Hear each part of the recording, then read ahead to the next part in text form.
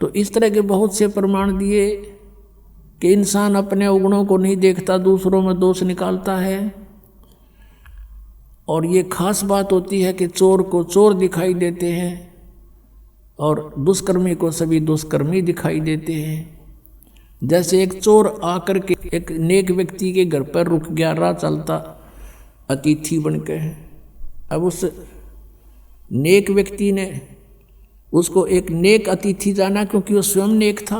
उसने उसको चोर नहीं माना, खाना खिलाया, बढ़िया वस्त्र दिए, सर्दियों के दिन थे, अपने घर में चौक में सोया जहाँ आप सो रहा था। अब धनी तो सो गया ठाठ से, चोर उठा, उसका धन निकाल कर रात को चंपत हुआ। अब वो चोर तो चोर था, लेकिन नेक आदमी को चोर दिखाई नहीं दिया। फिर एक नेक व्यक्ति उस चोर के घर पर डट गया, राह चलता। अब उसने रोक लिया, रुक गया।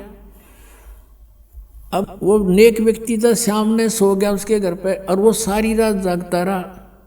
कदे यूँ चोरी कर ले जा रात ने, कदे चोरी कर ले जा रात ने, यूँ जागता रहा, क्योंकि वो दोष उसमें खुद विद्यमान था, उस नेक व्यक्ति में नहीं था, अतिथि में। और भी बहुत से प्रमाण परमात्मा ने दिए कि एक साधु किसी लड़की को पीटा जा रहा था, नगर के लोग उसको मार रहे थे, संत वहाँ पर पहुँच गए। वो बड़े सिद्ध पुरुष थे, सबको पता था कि इसकी वचन में शक्ति है। उसने कहा कि भाई बच्चों क्या हो गया, क्यों मार रहे हो उस बेटी को? सभी गांव वालों ने कहा कि ये उल्टा है, ये यहाँ दुष्कर्म करती है। तो संत ने कहा कि एक काम करो, रुक जाओ, ऐसे नहीं, इसको सज़ा हम बताएंगे, ऐसे देना। सब पत्थर उठाओ एक एक, और एक एक पत्थर इसको मारेंगे, इसको तरफा तरफा के मारेंगे। सब उठा लो, सब ने एक एक पत्थर उठा लिया। और संत ने कहा भी इसका पत्थर वो मारा जिसमें कभी कोई अपराध ना किया हो,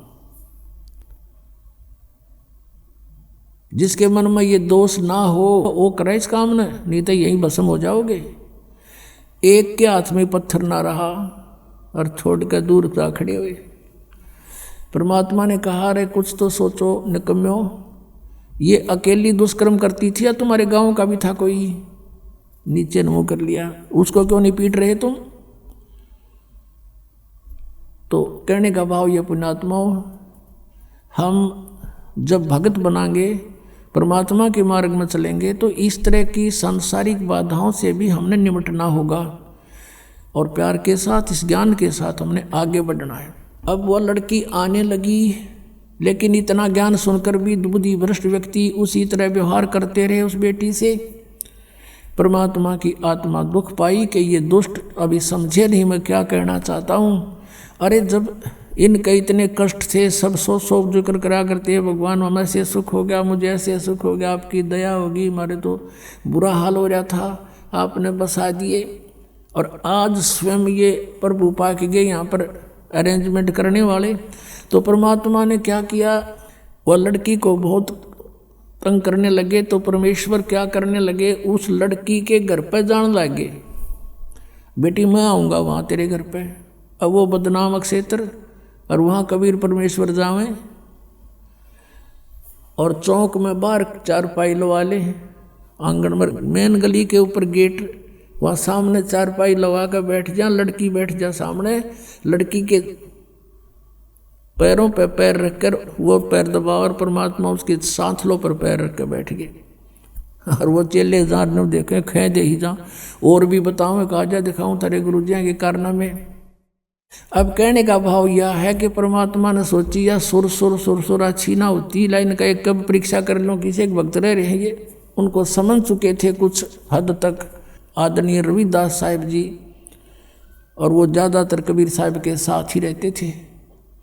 रविदास जी से कहा कि भगत एक काम कर, एक हाथी ले आ किराए पे, हाथी किराए पे ले आए, और उस लड़की से कहा बेटी कल तो पूरा श्रृंगार करके आ जाना। अब ठीक पिताजी, जो आपकी आज्ञा, आपकी बेटी हाजिर रहेगी। तो उसने ऐसे अपना सारा श्रृंगार किया।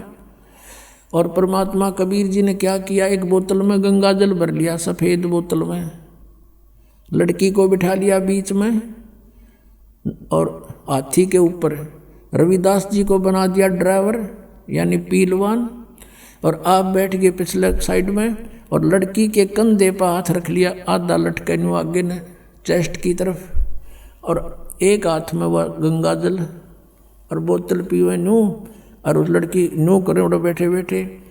अब परमात्मा ने कहा उसको रविदास जी को कि मेन बाजार में के काट दिया अपनी गाड़ी को। अब मेन बाजार में के काट दिया परमात्मा ने वो हाथी, और जो देखा वो अरे कौन है यो भाई, सरेआम वैश्यावृत्ति शुरू करती कि कबीर है जो लाया धानक कबीर, भगवान बतावे थे उनके चेला लाओ बुला बुला के कि आजा तेरे गुरु जी के कारनामे दिखाते हैं। वो जो सा देखा नू कह ना मैं तो जाया करता कदे कदे, मैं ना जाता था वहाँ पर, मुझे तो फलाना लेके गया था एक दिन। इस तरह कहने का भाव ये है कि 64 लाख का ग्रुप हो गया था, और इस लीला न देख के एक नहीं पाया टोया भी, सब विमुख हो गए परमात्मा से। अब क्या बताते हैं आदरणीय गरीबदास साहब जी, कहते हैं परमेश्वर ने यह लीला किस लिए की थी कि बड़ुआ बड़ुआ सब कहें कोई न जाने खोजी, दास गरीब कबीर कर्म यो डारे सिर का बोझे। सब उसको बड़ुआ बड़ुआ कहने लगे परमात्मा को, कोई गहराई से समझ नहीं सका ये लीला क्यों की थी कि दास गरीब, गरीबदास साहब जी कह रहे हैं कि कबीर कर्म और डाल सिर का बोझ, कि ये 64 लाख का वजन धर लिया सिर के ऊपर, एक भी चेला नहीं ये मोक्ष होने दोगा, कहते इनको अपने सिर से पटक रहा है इनको नीचे। अब